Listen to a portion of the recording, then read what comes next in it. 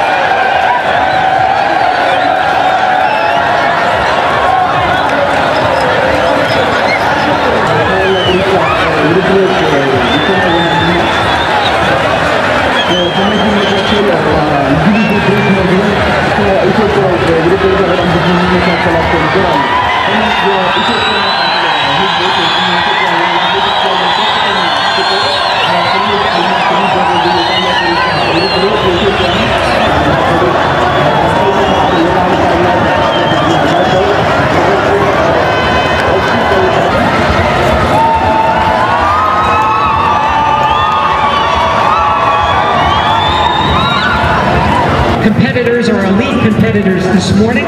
One more time to run through our sponsors.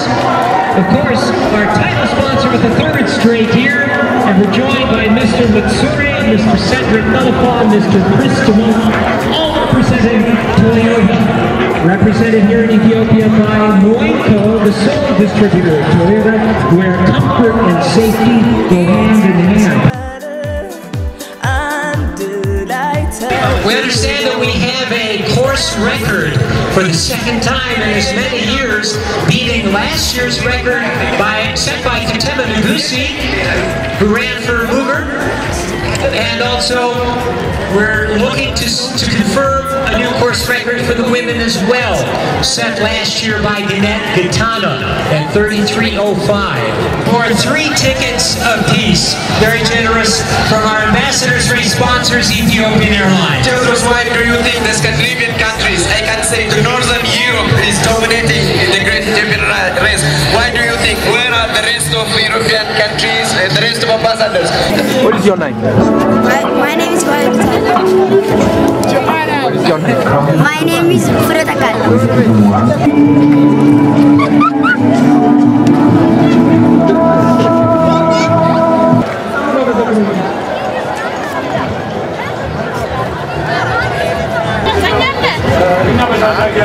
You got to buy at least 4, right? Huh?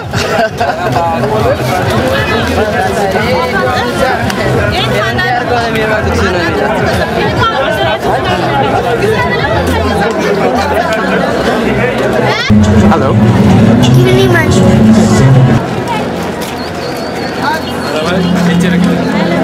Okay, well, we made it. We did the Great Ethiopian Run. We got around the course. It was a great experience. It was like a party all the way around, people shouting, singing, loads of people lining the streets. It was really enjoyable.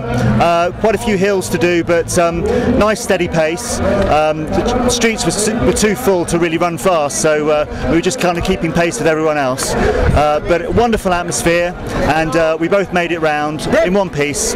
So we've done it.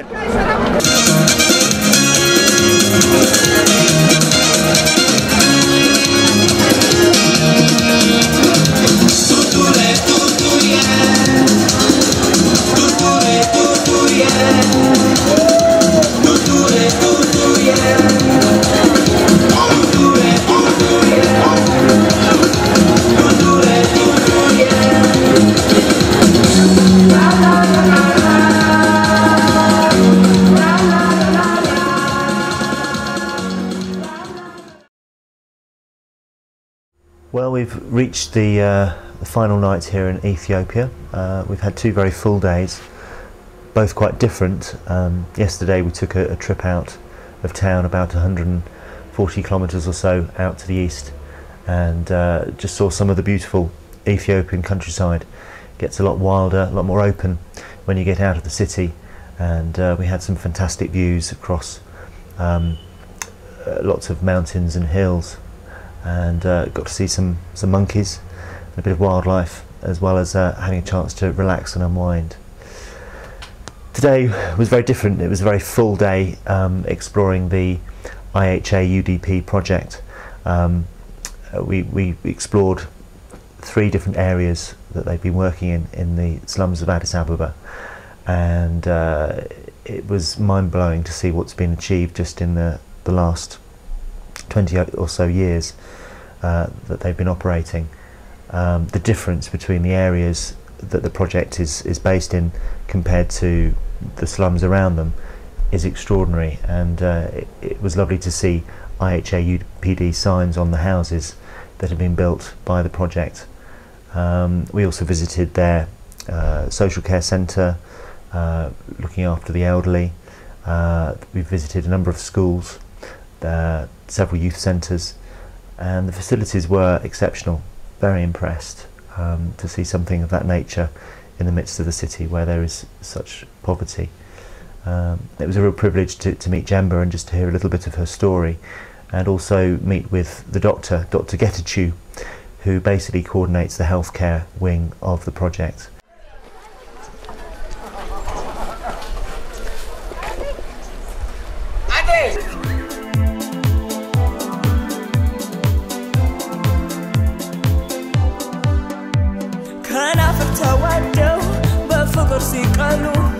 እንጆሪ ሲመስሉ ጣፋጭ የሚበሉ እንዴት ያስደስታል ከሱ ጋር መጫወት ሊመስለኝ አልቻለም ህልም እንጂ እውነት ሰው ባለው ይኮራል እኔም በሱ መብቴ ያለኝ ጌታ እሱ ነው መታያ ኩራቴ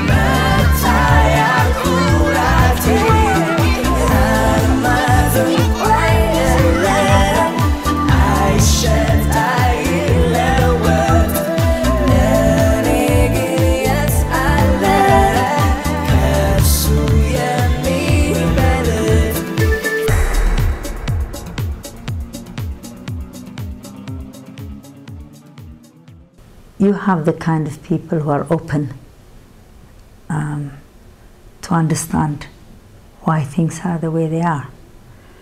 But there are people, even in our own country, driving in the highways of Addis, when a beggar comes to beg them, they'll just say to him, "Why don't you go and work?" As if he could work. And they'll say to a child, "Why don't you go to school? What are you doing?" You know? And I usually challenge, I remember talking to Rotarians once, if you're amongst those people. I was very impressed. Sibistro kids actually made a little short play conceptualizing poverty from their perspective. I was so impressed.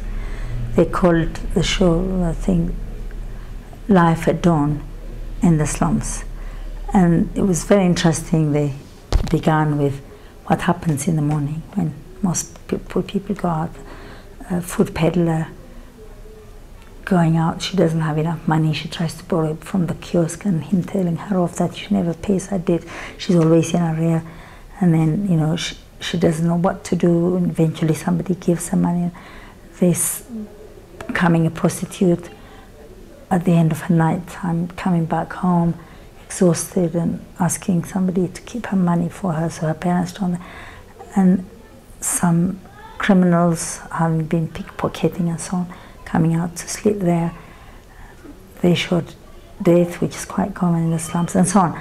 And it was shown to one of the top business guys in the Hilton. And I said to them, I challenge you, how do you perceive? These guys have perceived it from their perspective. How do you perceive? And they started to laugh. And later on, the chairman of the Rotarians came up and said to me, even the Swiss ambassador understood the play, you know. And I was saying to them, you know, for heaven's sake, when you're driving through the street of Addis, stop. Don't just put out blinkers to close your eyes or become numb and get used to it. Please be disturbed that somebody's there standing begging. Somebody's there pestering you, because I don't think by choice, okay, begging can become a profession. They'll be successful, but initially, losing your self-dignity is not anybody's choice. By choice, nobody will act as some, you know, degraded human being. And the kids will not be out there if they have things provided for them. So I think really openness for adults coming out to see, not the kind of openness that will give you a breakdown, but openness that will make you think, why is this the way it is? What role can I play as an individual? I mean, okay, I was called as a kid, I got to work with the poor, but if I say to myself, what have I done, you know? We have covered a few thousand people here, 52,000 IHA-UDP's lifetime. You know, it's a drop in an ocean, but we're just doing our bit. So if everybody did their bit, we'd get there. That frustration also stops a lot of people. Where do you begin? For heaven's sake, it's better not to touch it. I know a lot, even Christians who say that. Where do you begin? Why don't you begin with 2 people? You know, it's actually, you know, the overwhelming status of poverty does make foreign visitors here give up. Where do I begin? Or challenges them. They say, okay, can I do my own bit here? I think that's the most healthiest thing to do. And also, in their own way, to really fight for social justice.